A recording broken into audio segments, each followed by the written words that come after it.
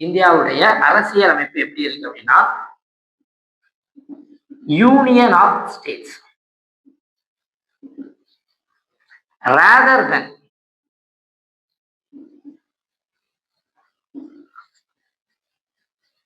Federation of states. அதாவது நாடுகளின் கூட்டாட்சி என்பதற்கு மாற்றாக மாநிலங்களின் ஒன்றியம், இததான் நம்மளுடைய அரசியலமைப்பு ஏத்துக்கிட்டு இருக்காங்க. அது என்ன ஃபெடரேஷன், அது என்ன மாநிலங்களின் ஒன்றியம் அப்படிங்கிறத நான் உங்களுக்கு தெளிவா சொல்லித்தரேன். பொதுவா ஃபெடரேஷன் அப்படின்னா என்னன்னா இரண்டிற்கு மேற்பட்ட அரசாங்கங்கள் இருத்தல் வேண்டும். இந்தியாவை பொறுத்த வரைக்கும் இரண்டிற்கு மேற்பட்ட அரசாங்கங்கள் இருக்கா? ஆமா இருக்கு. என்னென்ன அரசாங்கங்கள் இருக்கு? மத்திய அரசு அப்படின்னு சொல்லக்கூடிய சென்ட்ரல் கவர்மெண்ட் இருக்கு, மாநில அரசுகள் அப்படின்னு சொல்லக்கூடிய ஸ்டேட் கவர்மெண்ட்ஸ் இருக்கிறாங்க.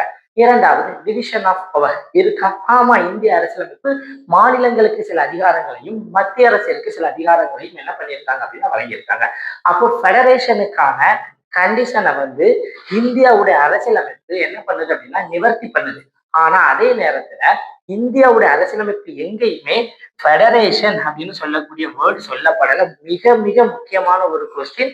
இந்தியா ஒரு கூட்டாட்சின்னு சொல்லிட்டு நம்மளுடைய அரசியலமைப்புல எங்கேயுமே சொல்லப்படல.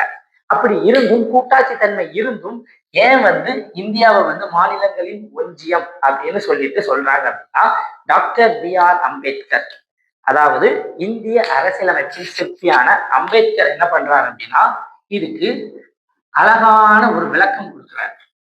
என்ன விளக்கம் அப்படிங்கிறத நான் சொல்றேன், தெளிவா பாருங்க. இந்தியா, இது அமெரிக்கா அப்படின்னு சொல்லக்கூடிய இரண்டு நாடுகளா எடுத்துக்கோங்க.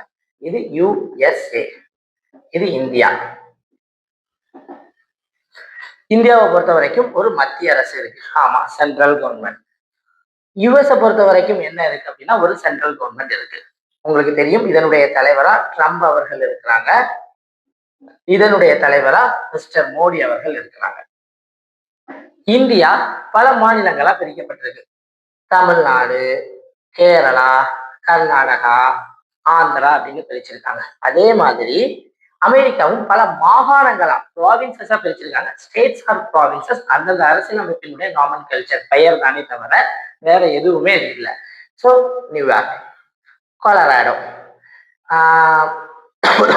கலிபோர்னியா இப்படி என்ன பண்ணப்பட்டிருக்கு அப்படின்னா ஒரு 50 மாகாணங்களா பிரிக்கப்பட்டிருக்கு. இந்த ரெண்டுக்கும் உள்ள வித்தியாசம் என்ன? அமெரிக்காவை ஃபுல்லி ஃபெடரேஷன் அப்படின்னு சொல்றாங்க, ஒரு முழுமையான கூட்டாட்சி அப்படிங்கிறது அமெரிக்காவை. ஆனா கூட்டாட்சி தன்மைக்கான என்ன என்ன விதிமுறைகள் இருக்கோ எல்லா